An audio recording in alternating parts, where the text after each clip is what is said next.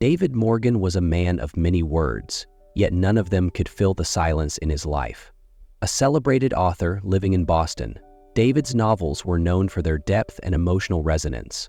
Critics admired his ability to weave complex stories, but few knew that his inspiration stemmed from a deeply personal wound, the loss of his wife Clara, 15 years ago. The years had been kind to his career but brutal to his soul. Success brought him accolades, wealth, and recognition, but it couldn't replace what he had lost. Clara's death had left a void so profound that no amount of literary brilliance could mend it. Despite living in a city buzzing with life, David found solace only in solitude. His apartment, filled with books and awards, felt more like a mausoleum than a home. On stormy nights, David often walked aimlessly through Boston's cobblestone streets, seeking the comfort of memories he couldn't let go of.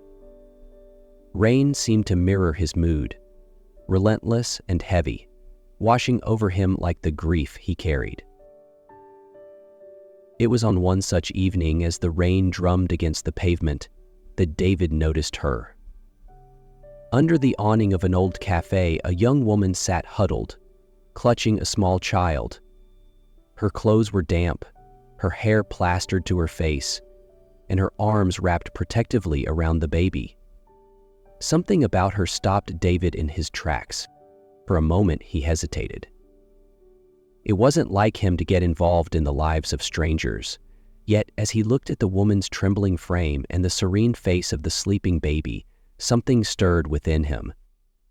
It wasn't just her vulnerability. It was as if he saw his own grief mirrored in her. Memories of Clara's gentle touch and the dreams they once shared flickered through his mind.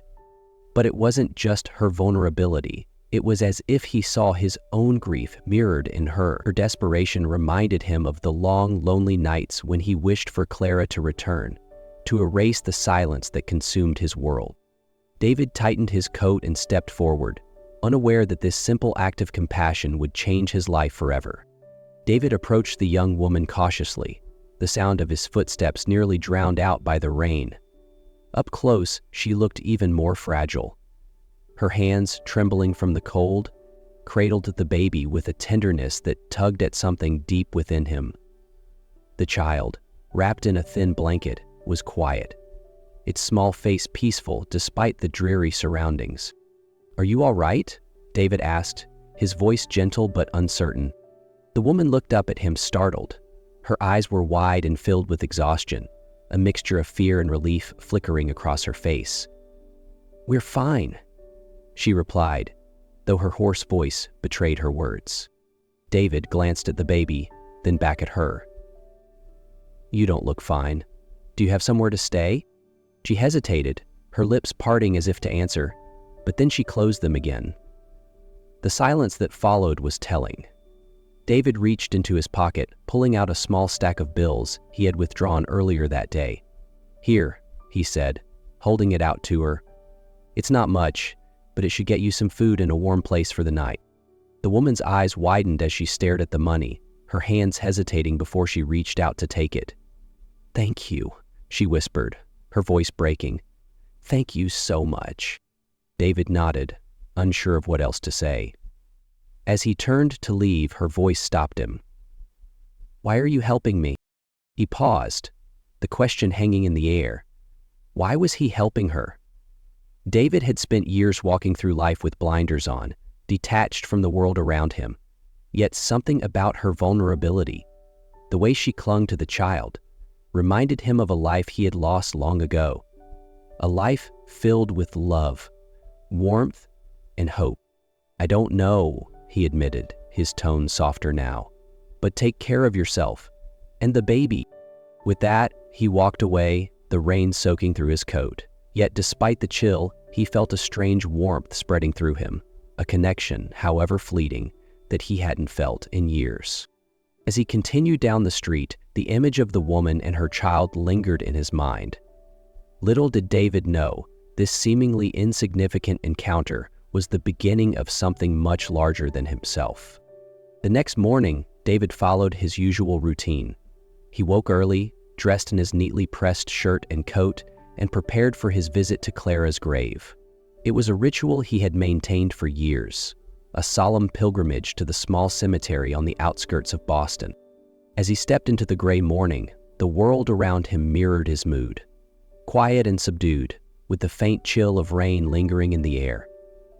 The cemetery gates creaked as he pushed them open, his footsteps crunching on the damp gravel path. David turned the familiar corner toward Clara's grave, his heart heavy as always. But as he approached, he froze. Someone was already there. Kneeling before the gravestone was the young woman he had helped the night before. She cradled her baby, her shoulders shaking as though she were crying. David stood still, his mind racing. Why was she here? How did she know Clara? "Excuse me?" he said cautiously, his voice breaking the stillness. The woman turned abruptly, startled. Her eyes were red and puffy, and she quickly wiped her face with her sleeve. "I'm sorry," she mumbled, her voice shaky. "I didn't mean to intrude." David stepped closer, his confusion growing. "You were outside the cafe last night," he said slowly. "I gave you money. But what are you doing here? How do you know Clara?" For a moment, the woman hesitated. She glanced down at her baby, as if gathering the strength to speak. "Clara," she said softly, her voice trembling, "was my mother." David felt the ground shift beneath him. He stared at her, his breath caught in his throat. "That's impossible," he stammered. "Clara never had a child. She would have told me." The woman shook her head, her expression somber. "She did," she said quietly. "She had me. She just never told you." David's mind reeled, his thoughts a chaotic whirlwind. Clara had been everything to him, and yet here was a secret so monumental it threatened to unravel everything he thought he knew about her. "Who are you?" he asked, his voice barely above a whisper. "My name is Lila," she replied, her tone steady despite the tears in her eyes. "And this," she looked down at the baby in her arms, "this is Elliot, your grandson." The words hit David like a tidal wave. He stumbled back, his legs unsteady. "No," he muttered, shaking his head. "That can't be. Clara wouldn't have kept this from me. She wouldn't." "I didn't know about you either," Lila said softly. "Not until recently. I was adopted after she died. I never knew her. But when I found out her name, I had to come. I had to know who she was. And who you are." David stared at her, his heart pounding. The woman before him was a stranger, yet her features, her eyes, the curve of her face, bore an unmistakable resemblance to Clara. For a long moment, neither of them spoke. The cemetery was silent save for the distant rustle of leaves in the wind. Finally, David found his voice. "Why now? Why are you here?" Lila's gaze met his, her eyes filled with pain, but also a quiet determination. "Because I needed to know the truth," she said. "And I think you do too." David felt his chest tighten as he looked at her and Elliot. The revelation was overwhelming, but beneath the shock, there was something else. A faint glimmer of hope. David's thoughts raced as he stood in the quiet cemetery. Lila's revelation echoed in his mind, each word piercing through the veil of grief and memory he had carried for years. Clara had a daughter she had never told him about. The realization stung, not just as a betrayal, but as an unraveling of the life he thought he had shared with her. "You said you were adopted?" David began, his voice trembling. Did Clara say anything about me? About why she didn't tell me?" Lila shook her head, her expression softening. "No, I never knew her, not really. I was just a baby when she passed. But I found this." She reached into her bag and pulled out a folded piece of paper, worn with age and creased from being handled so many times. "It's a letter. I found it among the things left behind by my adoptive parents." David took the letter with shaking hands, his heart pounding as he unfolded it. The handwriting was unmistakably Clara's, elegant and familiar, yet the words felt like they belonged to someone he no longer recognized. "David," I don't know if I'll ever have the courage to give you this letter, but I need to write it. I'm pregnant. I don't know how to tell you because I know you've always said children aren't part of our plan. I can't risk losing you, and I can't burden you with something you didn't ask for. So I've decided to keep this to myself. Please forgive me if this is wrong. I'm doing what I think is best for us." The words blurred as tears filled David's eyes. He had never said he didn't want children, not in any serious way. Perhaps in passing when they were young and carefree, but he had always assumed they would have the conversation when the time was right. That conversation never came. "She was scared," Lila said gently, watching him. "I think she thought she was protecting you, even if it meant keeping you in the dark." David swallowed hard, clutching the letter as if it were a lifeline. The pain of Clara's decision was sharp, but so was the love behind it. She hadn't kept the secret to hurt him. She had done it out of fear. Fear of losing him. Fear of the unknown. For a long moment, David stood silently, his gaze fixed on Clara's gravestone. Then he turned to Lila, his voice steady despite the storm of emotions inside him. "I can't change what happened," he said softly, "but I can try to make things right now." Lila's eyes glistened with unshed tears, and she nodded. "That's all I wanted. For us to try." David glanced down at Elliot, who cooed softly in Lila's arms. The weight of regret remained, but in its place, a new resolve began to take root. David wanted to believe Lila. Her story, the uncanny resemblance to Clara, and even the small gestures that reminded him of his late wife all seemed genuine. Yet, after years of living with the pain of losing Clara, trusting this new reality didn't come easily. The doubt gnawed at him late into the night. What if this was some mistake? What if her intentions weren't pure? The questions, though unfair, refused to leave his mind. One evening, after Lila and Elliot had left his apartment following a brief visit, David sat alone, grappling with his thoughts. His gaze fell on a strand of hair Lila had unknowingly left behind on the back of a chair. He froze, guilt creeping up his spine. Was he crossing a line? Was he betraying the fragile trust they had begun to build? Yet the fear of being wrong, of clinging to a hope that might shatter, gnawed at him. Finally, with a heavy sigh, he sealed the hair in an envelope. "This isn't about her," he muttered to himself. "It's about the truth." Hesitation gripped him. Was this the right thing to do? He hesitated, guilt rising in his chest. Was this the right thing to do? After a long pause, he picked it up carefully and sealed it in a small envelope. The next day, David submitted his own sample to a DNA testing service, along with Lila's. He told himself it wasn't about mistrust, it was about certainty. He needed to know not just for himself, but to fully open his heart to her and Elliot. Over the next week, David continued to see Lila. Their relationship began to shift from cautious conversations to genuine moments of connection. One afternoon, as they walked through the park, David found himself laughing as Elliot, toddling unsteadily, tried to chase a squirrel. The boy's giggles filled the crisp autumn air, and for a moment, David felt a sense of peace he hadn't experienced in years. Still, the weight of the unanswered question remained. When the results finally arrived, David sat alone at his desk, staring at the envelope. His hands trembled as he opened it. The report was clear. Lila was his biological daughter. Relief washed over him, followed swiftly by guilt. How could he have doubted her? How could he have questioned her sincerity when she had come to him with nothing but honesty and vulnerability? That evening, David invited Lila over. As they sat in the living room, Elliot playing on the floor between them, he decided to tell her the truth. "I need to apologize," David began, his voice heavy.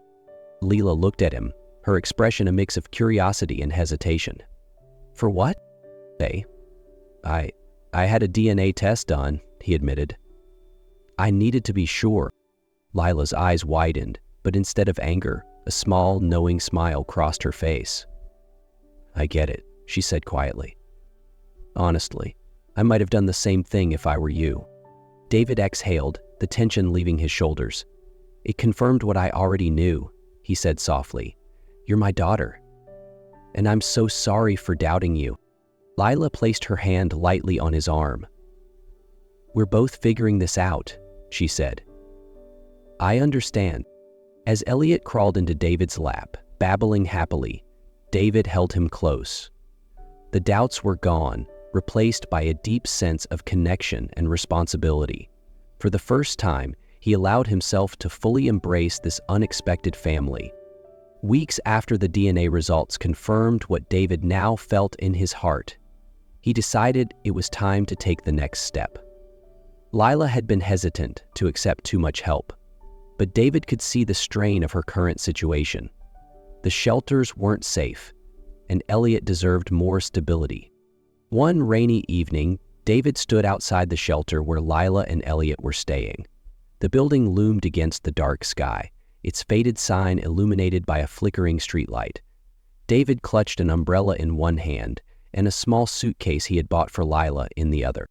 When Lila stepped outside with Elliot bundled in her arms, her face lit up in surprise. "David?" she said, her voice laced with both confusion and relief. "I'm here to take you home," David said simply. Lila blinked, her eyes filling with tears. "I don't know if we should—" "You should," David interrupted, his tone firm but kind. "It's not charity, Lila. It's family. You and Elliot belong with me." Lila stared at him, her emotions tangled between gratitude and hesitation. For so long she had relied only on herself, guarding her heart against disappointment. But as she looked at David's steady gaze, she saw something different. An unwavering kindness that felt safe, a promise that maybe, just maybe, she wouldn't have to face the world alone anymore. Slowly, she nodded. "Okay," she said, her voice barely above a whisper. She hesitated for only a moment before nodding. "Okay." The drive to David's home was quiet, filled with the soft hum of the car engine and Elliot's occasional babbling from his car seat. When they arrived, David helped Lila with her bags and opened the door to his warm, book-filled apartment. "This is your home now," he said, his voice steady but filled with emotion. "No more shelters. No more uncertainty. Just family." As Lila settled Elliot into the crib David had set up in a spare bedroom, she turned to him. "Thank you." "Dad," she said softly. The word struck David like a beam of light cutting through years of darkness. It was so simple, so small, yet it carried a weight he hadn't realized he longed to feel. For years he had lived in silence, his world echoing only with memories of Clara. And now, in that one word, Lila had offered him something he thought he'd lost forever. Belonging, his voice caught in his throat, but he managed a shaky smile. "You don't know how much that means to me," he said. David froze, the words striking him like a lightning bolt. It was the first time she had called him Dad.